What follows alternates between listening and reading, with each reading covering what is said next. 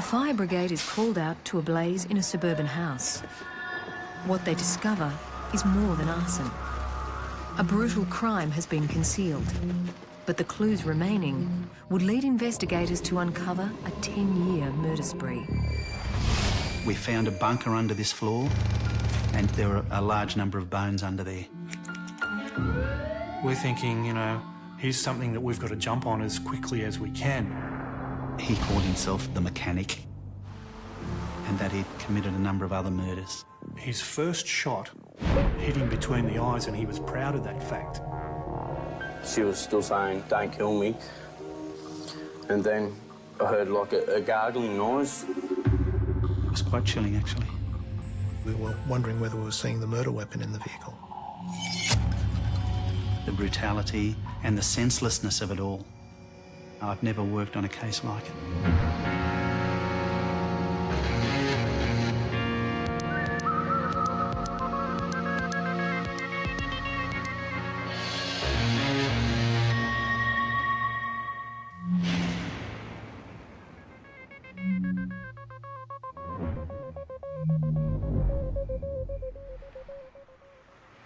When blokes get together for a drink in a pub, they can often be fancy with the facts.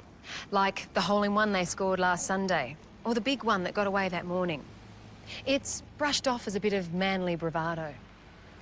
But what if the tale was one of multiple murder? When firefighters first arrived, they found a large volume of smoke coming out of this building. They found that the front door was closed and locked, so they kicked it open. As they went in, they searched through different rooms to see if they could find any people that might be trapped. One of them went into a room which was like a lounge room, and he found a woman sitting on a lounge in that room. There was no fire in the room, but she appeared to him to be deceased. The other firefighter who went down towards the back of the building, when he got to the end of the hallway, he found a large room which was an office which was totally involved in fire. And as he stepped into that room, he found the body of a woman laying on the floor, and he believed that there was a possibility that this woman may still be alive. So he dragged the body halfway up the hallway, and it was only at that stage that he saw that she had some horrific injuries and that she was dead. So they both went back down the hallway to make sure the fire didn't spread anywhere in the building. After a O emergency call, fire crews arrived at Kerrie's relaxation centre to find a blaze in a back room. As they put out the flames, a grim discovery. Inside the building were 2 fatalities. The fire was quickly extinguished, and the cause of the fatalities and the cause of the fire is under investigation. The premises were called Kerrie's Oasis, and it was advertised as being a reflexology, health spa, which I think are probably fancy words for a massage parlour. The 2 victims inside and the crime scene evidence surrounding them were giving police a strong indication of what had taken place. Victim 1 in the front room appeared not to have struggled at all, and in fact I would go so far as to say that that particular victim didn't even see it coming. She had a gunshot wound in the right cheek and a gunshot wound in the right neck, and there was a gunshot wound in the right temple that showed a muzzle abrasion, which indicates that the gun was held in contact with the skin when it was fired. The fact that she was sitting in a natural sitting position on the couch and looking at the way the blood had run down the front of the body would strongly suggest that either she had been talking to the offender when she was shot and wasn't expecting anything to happen, or the offender walked straight into the room, shot her and then walked straight out again. That person has then possibly gone out of that front room and had an altercation with victim number 2 and discharged a further 3 shots in the vicinity of the hallway towards the reception room. Inside the reception area, 2 walls had sustained bullet impact damage, and a humidifier had also been completely penetrated by what appeared to be a bullet. We also found some groceries. We found a can of baked beans that had a dent in it. We found some newspaper that had blood on it. It was reasonably obvious that there'd been some sort of gun battle or event had taken place in that room. Down the hallway, there was an amount of blood smearing up on both sides of the hallway. There was a water cooler which had been knocked over, which once again suggests that a struggle occurred in that hallway. While her body had been dragged by firefighters into the hallway, victim number 2 had made it to the far room. A pool of blood remained at the place she died. There were some obvious cuts on the face and neck. There was quite a lot of damage to the face, which usually indicates somebody who's got a fair degree of dislike for the person. She also had a gunshot wound in the right eye, and I think it was probably the finishing shot. So both of the victims had been finished off with fairly close-range gunshot wounds. It looks like an execution. One of the victims was discovered near the office. She'd been stabbed, her throat slashed. Police believe she's the 40-year-old manageress. Her 52-year-old de facto husband collapsed in shock after being told she was dead. Leave him! It was explained to him that he couldn't go in because it was a crime scene, and firefighters grabbed hold of him to stop him from going in there, and at that point he collapsed onto the street, and we immediately called for an ambulance to come and tend to him. As he was taken to hospital, detectives looked at his car that had been abandoned on the street. And when you opened the sliding door of the white Tarago, there was what appeared to be a lever-action rifle and a gun case immediately inside the door. The case was partially opened and blood was seen on the lining of the case and also the case itself. Obviously, a firearm so close to a double murder is highly suspicious, especially when there's blood on the gun case. Clearly, he knew the people that were in the house, and as a matter of course, we had to speak to him. Post-mortems have confirmed that 2 murdered women were the victims of a frenzied attack in a Sydney massage parlour. The killer set out to destroy as much evidence as he could, but the flames did not spread quickly enough to hide the secrets of his horrific crime. A post-mortem has still managed to reveal that 40-year-old Kerrie Pang and Fatma Ozonal, 26, were brutally murdered. Pang had been stabbed numerous times, her throat had been cut, and she had sustained a gunshot wound. Ozonal had been shot a number of times. Kerrie and her employee Fatma, also known as Nikki, had been shot by a .22 firearm. So when detectives discovered a gun matching the description in the boot of Kerrie's de facto's car, they needed to speak with him. Mark Lewis had been released from hospital after being treated for shock. You're aware now, aren't you, that Kerrie and the other girl, Nikki, were murdered? You told me they were shot, yes. Do you have any knowledge about that at all? No. Would you care to tell me what your movements were this afternoon after 5 p.m? As I mentioned to you before, I started watching news at 5 o'clock. It was a 5 o'clock to 6 o'clock news. And probably 10 past, 5, the phone went, so I turned the TV down. I picked it up and just my normal mind, and I said, VIP, can I help you? In the interview, Mr. Lewis told us that he'd received a death threat for Kerrie at his premises at West Ryde. He was also operating a massage parlour in West Ryde, which is a neighbouring suburb to Gladesville. And the male voice said to the words to the effect,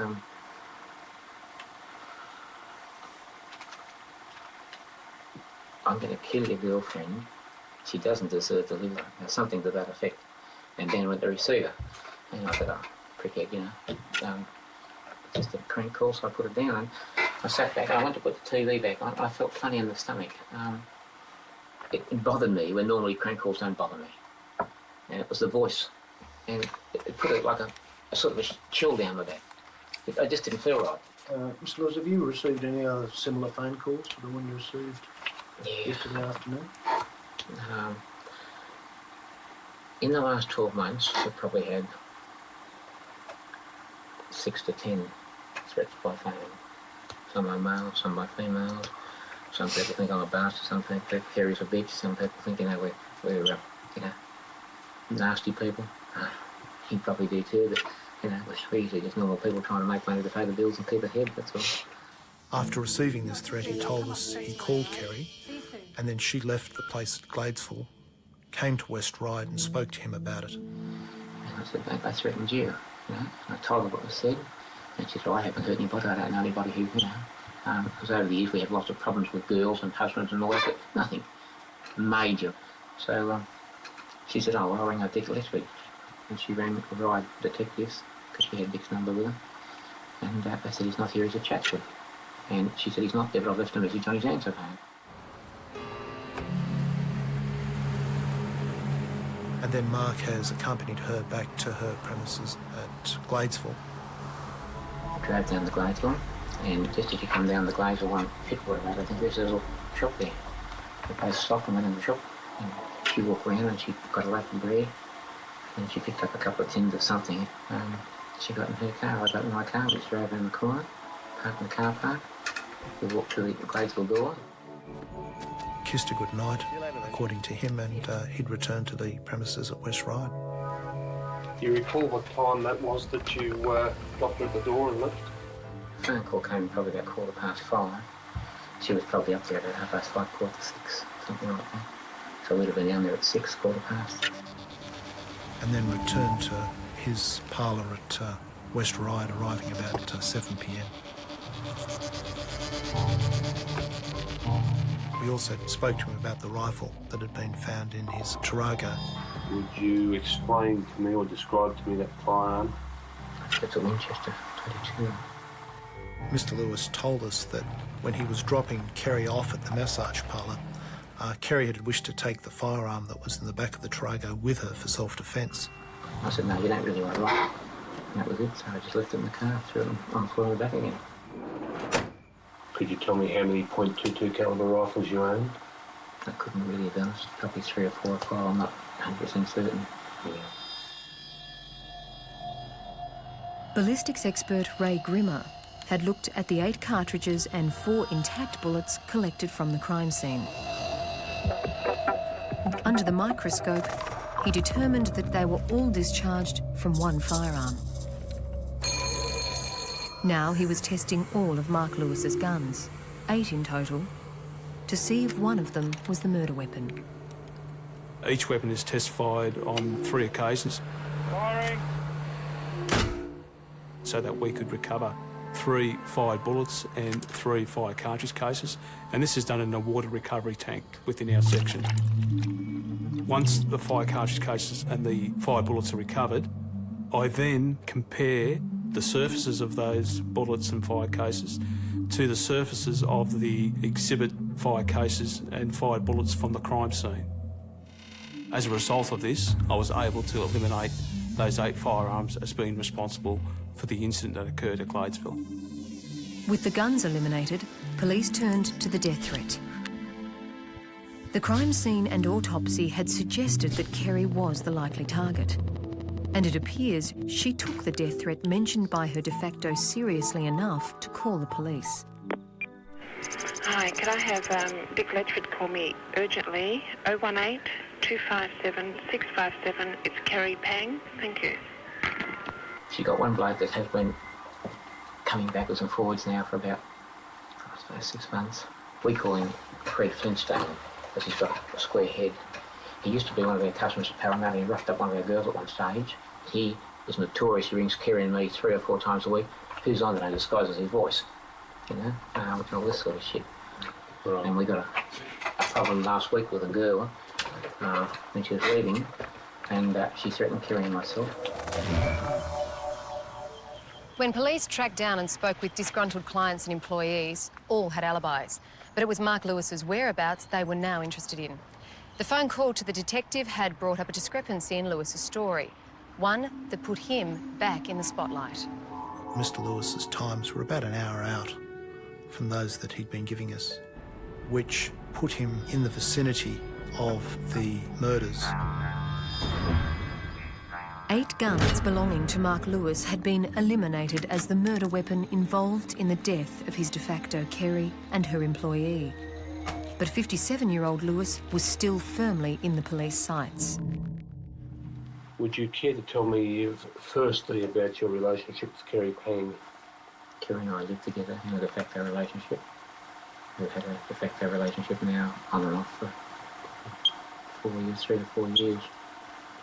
I broke up my marriage 3.5 years ago after 32 years, and during the last 3.5 years we spent 99% of that time together. I think a week here and a week there we might have been apart, and even when we were living apart we were still sleeping in the same bed, going to each other's house.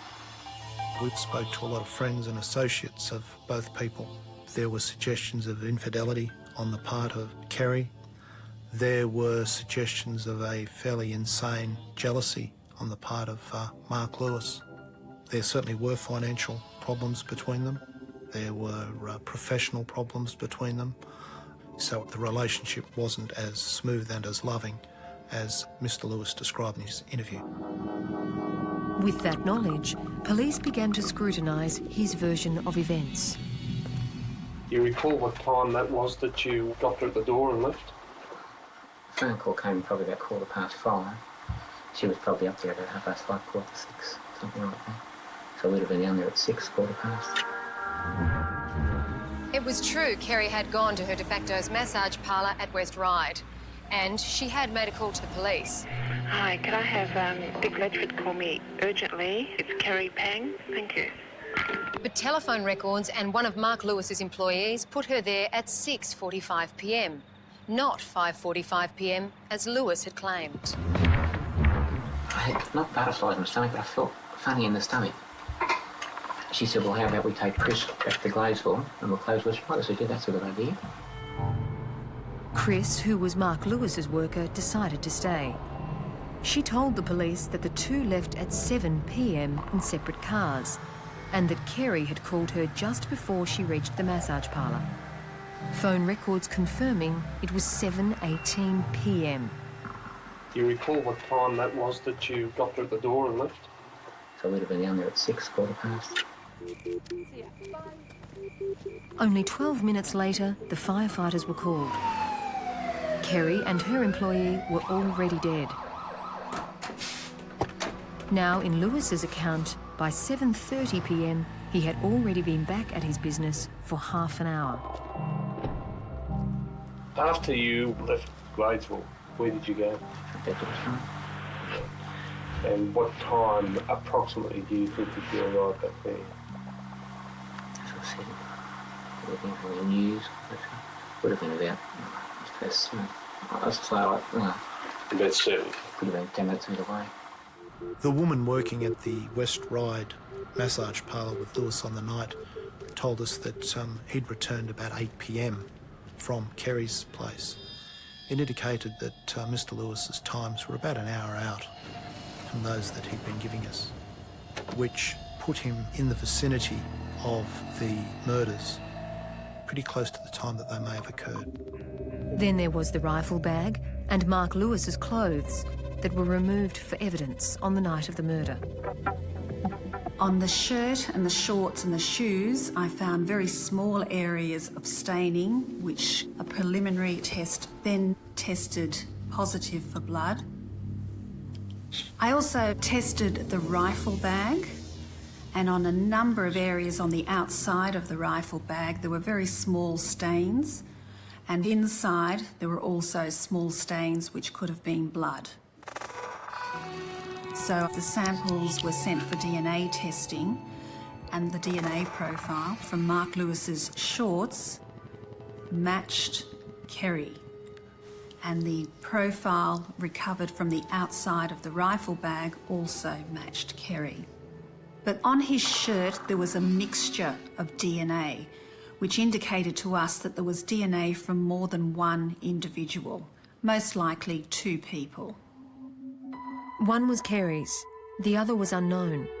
It could have been Mark Lewis's. It may have belonged to someone else.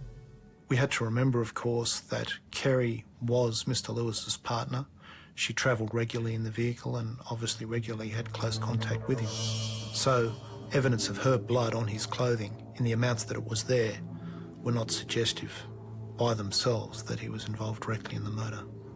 Certainly something didn't smell right about him, but there wasn't enough to go around accusing him of a murder at that stage. Can you tell me what your association, both past and present, with Lindsay Rose has been? Then, 2 years later, a breakthrough. Well, I've known Lindsay for about 10 years now. I just met him initially just as a drinking companion. Here you go, mate. We had an informant that we trusted, that we were confident was giving us reliable information. And he told us that he was speaking to Lindsay Rose, and Lindsay Rose had told him that he had committed a number of murders. When police put Lindsay Rose's name through their computer, they discovered the 41-year-old had only some minor criminal charges. Yet here he was in a pub, bragging about having committed a double murder on Valentine's Day. Lindsay Rose was saying that the husband of the woman that actually owned the parlour had paid him $20,000 to do a professional hit on her and made sure she was killed. But as police were to find out, Lindsay Rose had only just begun to tell his story.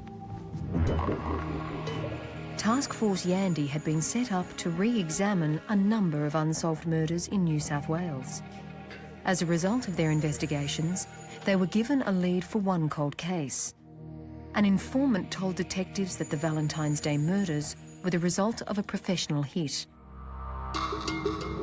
Mark Lewis had apparently hired Lindsay Rose to kill his de facto wife. Now, it turns out that Lindsay Rose and Mark Lewis were quite good friends. They had had a working relationship and a friendship over many years.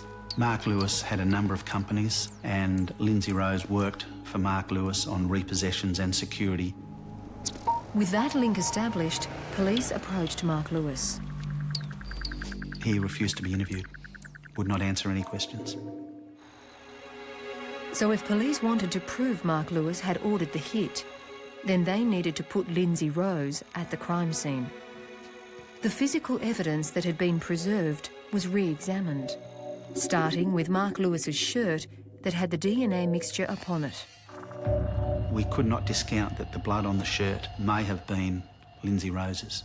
The struggle with the victim, Kerrie, was very violent, so we needed to know his blood type. We were able to make some investigations, and the blood group that Lindsay had was AB-RH negative, which is a very, very rare blood grouping. That blood grouping was not found in the mix, but there was slightly better luck on the ballistics front. The informant had told us that Lindsay gave him the gun, and the informant said that he sold the gun to a mate that wanted a gun for protection. He was able to tell us who that person was, and we executed a search warrant on his premises, and we found a .22 caliber target pistol with a homemade silencer. Firing. We had it ballistically tested, but it was inconclusive. The ballistics expert could only say that it was similar, and we couldn't prove beyond doubt that that was the murder weapon. We then come to the nose piece from the eyeglasses that was found at the scene. This small yet significant item was found in the hallway outside the reception area where the gun battle had taken place. While Mark Lewis's eyewear was intact on the night, police now had another suspect. We knew Lindsay Rose wore glasses, and because we found the nose piece, we were pretty sure that the glasses would have been damaged. We then interviewed every optometrist in the area where Lindsay lived. And lo and behold, 3 days after the murders, an optometrist gives us a card where a person named Lindsay Rose had put his glasses in to be repaired. Lindsay's actually signed the card, and it was his signature. It's a tiny piece, but when you get all the tiny pieces of evidence coming together, it becomes crucial. So he was brought into the police centre and he was interviewed. He denied any implication in the murders. He said he knew about them, but told us that the informant that we were using was the person who had committed the murders, and that another person called Donnie had done the murders with him. Detectives believed their informant wasn't involved. But could this Donnie be more than just a name? Had Lindsay Rose slipped up and given police a key witness? Lindsay quite often called himself the mechanic, which was a Charles Bronson term as a hitman. You ever hear the term mechanic used outside of its normal meaning? Yeah, it's a shooter. A hitman. And he had an apprentice, which again came out of that movie. And we found out that Lindsay was bragging that he had an apprentice with him during this murder. I'm telling you this because there are times when I could use a backup. It was possible that the apprentice was the mystery man, Donnie. But as investigators delved into Rose's associates in order to get his identity, they heard some disturbing news. The informant had told us that Lindsay had confessed to him that he'd committed a number of other murders. There was a couple in Western Sydney and the surname started with K. And he just mentioned to the informant, laughingly, I hope they enjoyed the oysters. Being given such specific information that unfortunately was so broad made it difficult for us. So we did a lot of research at the New South Wales State Library, going through all the records of the newspapers, while at the same time my partner was off having a look at the old case files of unsolved murders. And sure, there'd been some double murders and people had been shot, but it was this information about the oysters that we were sort of looking for, this holy grail. We finally found a news clipping of unsolved murders, and it showed pictures of Edward Cavanaugh and Carmelita Lee. We then went back across to the old files and started to pull apart that investigation. But there was a set of photographs taken at the crime scene by the forensic investigator, and sure enough, about the third photo I found was the hallway with a bottle of oysters that were smashed. And I remember looking at my mate, and he looked at me, and we thought, well, we're on to a good thing here. The 1984 double murder of Bill Cavanaugh and his de facto Carmelita Lee had remained unsolved for 12 years. When I first walked into the premises, you walk up the stairs onto a balcony that leads to the front door, and just inside the front door there was 2 bottles of oysters. One was completely smashed and the other one was intact. That was never at any stage released to the media at the time of the murders or subsequently to that. The details of the deaths had also remained a secret. Mr. Cavanaugh had been shot 4 times, once in the forehead, between the eyes. Lindsay Rose had remarked to the informant that his first shot was a really good shot and it had hit him between the eyes, and he was proud of that fact, which is something, again, that only perhaps the murderer would know. His wife, Carmelita Lee, she also had been shot 4 times at close range. Looked like it was some sort of execution, professional hit, you could call it. When you look at that in comparison to the other double murder, clearly that was very, very similar to what had occurred some 10 years later. And there was one more piece of evidence from the crime scene that left investigators in little doubt that Lindsay Rose had not been bragging.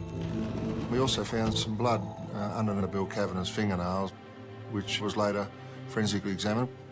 We didn't have DNA in 1984, but it was grouped to find that it was common to less than 1.5% of the population of Australia. It was ABRH negative, and Lindsay Rose was a member. From my point of view as an investigator, this was something pretty important. Lindsay Rose has a rare blood group, and Edward Cavanaugh has his rare blood group under his fingernail. We're thinking, you know, here's something that we've got to jump on as quickly as we can. Lindsay Rose had formed for motor vehicle offences and false pretences. Now it seemed he'd entered the big league without detection. And his ability to fly under the police radar had just continued. We were in the Strike Force office with the boss, and he received a call from the surveillance people to say that it looked like Lindsay Rose had in some way got away from them. It caused us great concern straight away, because not only was one of the other teams looking at him for a double murder, I'd now started to kick off things and look at him for something very similar. We were just flabbergasted. We really did not believe that they would lose him. But again, nobody's perfect. And we'd found out that he went into the arcade, went into a hairdresser, had his hair cut and coloured. He's a redhead and he had it coloured dark. He took his glasses off and put contact lenses on and changed his clothing. So he's actually walked out past the surveillance teams and they've just missed him. So we had to do everything we could to try and track him down. With Rose on the run, the hunt for the mechanic's apprentice was stepped up.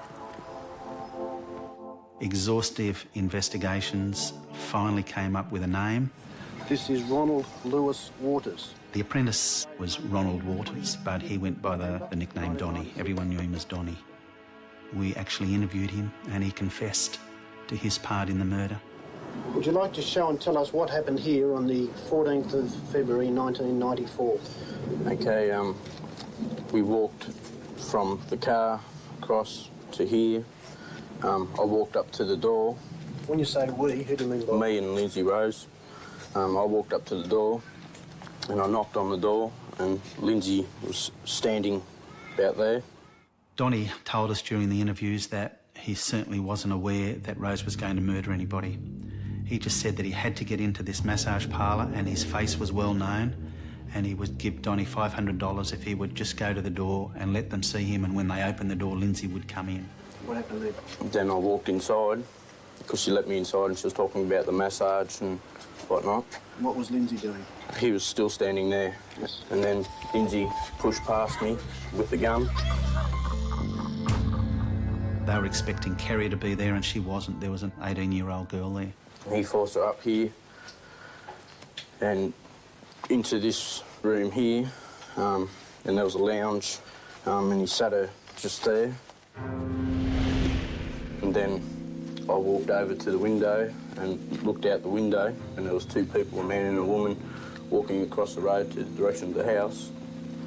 And then I heard a sort of noise, and I turned around and he'd shot the girl on the chair. And then he told me to hide. Donny Waters was shocked at what had gone on. He couldn't believe that he would just cold-bloodedly murder this young girl. And that's when Kerrie came to the door. And the man that was with her walked out with a rifle, aimed at me, and I didn't know if he was going to shoot me or not, so I punched him. And then I tackled him and sat on him as he was laying on the ground here. Lindsay got up me for hitting the bloke and for sitting on him because he was saying that the bloke that was on the ground was paying Lindsay to do the job. And from what I heard, he was either the boyfriend or the husband of the second girl. That was the evidence that was missing in the original 1994 investigation. We now had an eyewitness who was wanting to give evidence, implicating Mark Lewis and implicating Lindsay Rose. The detectives decided not to arrest Mark Lewis. While the circumstantial evidence of Kerrie's blood on his rifle bag and shirt were now more compelling, police had a stronger case if Rose was to admit to being hired by Lewis. But they needed to find him first. Police fear this ramshackle property at South Wentworthville could turn into a graveyard. So in their quest to track down the contract killer, the police went public. The informant had told us that at some stage Rose had lived at a premises and he'd secured things or hidden them in this subfloor area. And Lindsay had told this informant that that would be a good place to hide a body. Once home to Lindsay Rose, detectives are now digging it up to find if any murder victims are buried there. That was something that attracted a lot of media attention, so we talked about why we were at that location. The dig was ordered by a special police task force, Yandy, which is investigating up to 8 unsolved murders in Sydney and on the North Coast. Police want to question 42-year-old Rose over the killing of 2 women inside a massage parlour at West Ryde 3 years ago. At this stage, I don't really want to speculate on what we expect to find inside the subfloor area. We'd hoped that we might well have found a body or some weapons, firearms, or anything that might well have linked Lindsay Rose to one of these double murders. While nothing of significance was found at the site, it looked like the news report had done its job. Only minutes after the story went to air, a man called with information. He told police Lindsay Rose was in Adelaide. But what if Rose had also been watching the same report? That's probably the biggest fear of, if you know where Rose is, that he's eluded us once. I don't want to see it happen again. Lindsay Rose had been on the run for over 10 months. That was until an observant member of the public recognised his photo and contacted the Adelaide police. In a very short space of time, their surveillance police were able to pick up Rose, and they were able to positively identify him. And the call came back to us. We've got him here. What are your instructions? The boss and Rod Baker and myself saying, well, our instructions are get hold of him right now.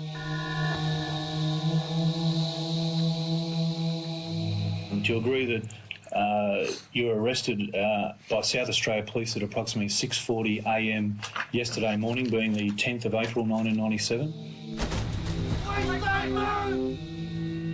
It was 5:40, but yes, I was. Oh, beg your pardon, 5:40 a.m. To say we were ecstatic that we finally got him was an understatement. We were just overjoyed. Detectives Baker and Appleton had jumped on the first plane to Adelaide. On one hand, I'm thinking we're going to get there and we're going to get a stone-faced person who won't give us the time of day, or we're going to get someone who wants to talk about what's occurred over the last 10 years. And I can tell you that it's a strange feeling to be on your way, and I have to prepare for the matter, so I have to go along thinking, well, he's going to talk to me and tell me everything, so if I get that one opportunity, I'm going to have to make sure I hit the mark on everything. Inspector Baker and I are making inquiries into the murders of an Edward Cavanaugh and Carmelita Lee at Hoxton Park on or about the 20th of January 1984. Is there anything you can tell me about that? Yes, I did it. Okay, yeah. And I thought to myself, wow, there you go. Lindsay Rose has just confessed to murdering Cavanaugh and Lee. He was so direct and so matter-of-fact, yes, I'm the killer. I did it. Your answer to me before was, I did it. What do you mean? Can you tell me what you mean by that? I went to the house there and shot him. All right. The Asian girl was there, and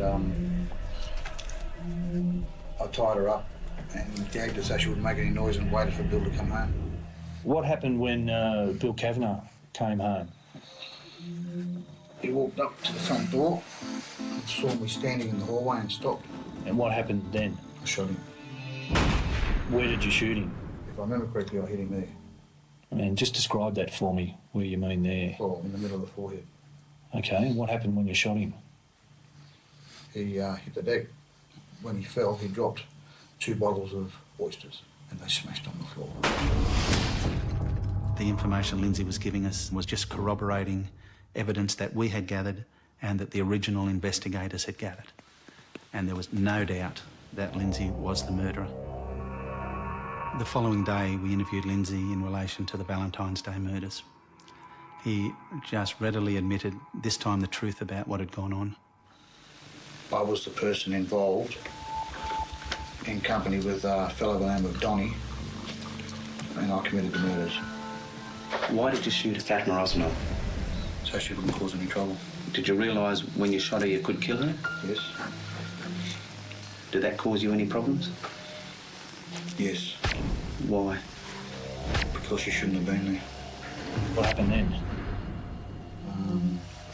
Kerrie walked in the door, Mark was right behind her and he had a gun. Were you surprised to see Mark Lewis? Yeah, he's not supposed to be there. What happened then? Big melee broke out.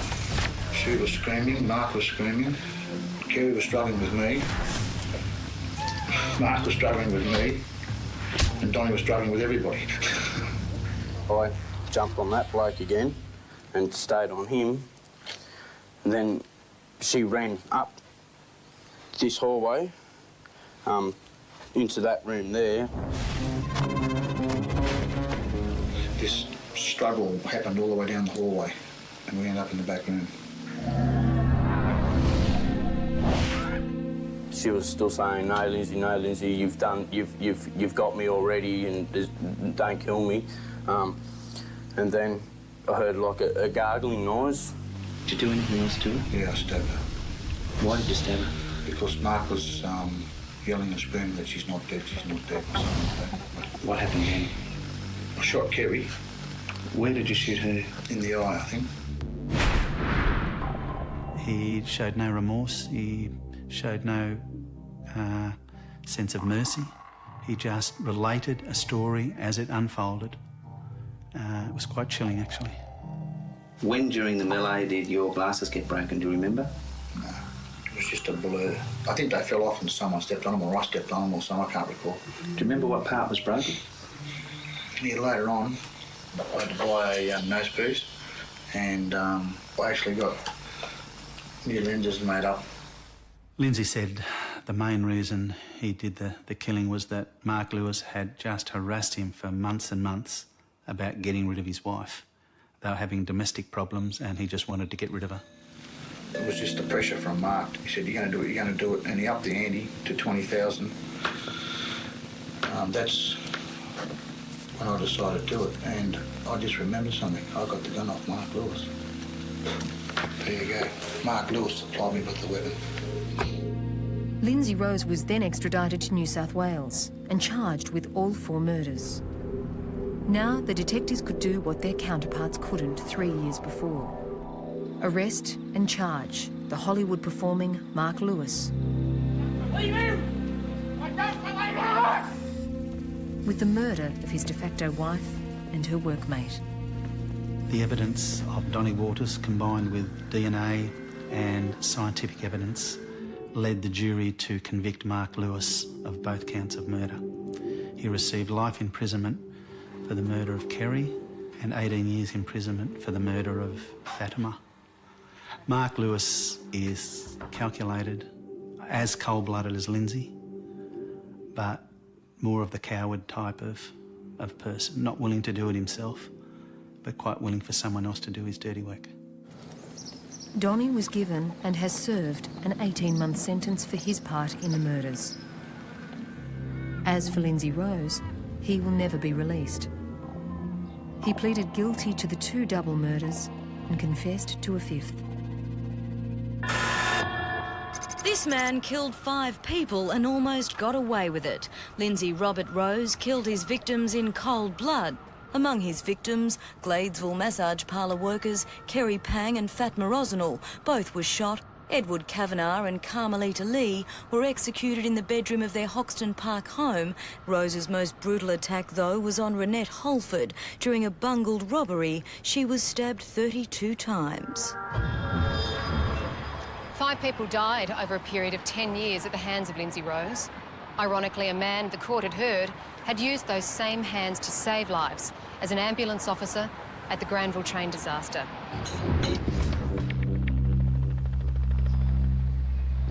He was there for most of the time. He was one of the first ambulance officers there. He actually crawled into carriages, assisted people, helped the dead and the dying, and was just an absolute hero on the day. And then to reconcile that to a serial killer and the brutality of the murders just beggars belief.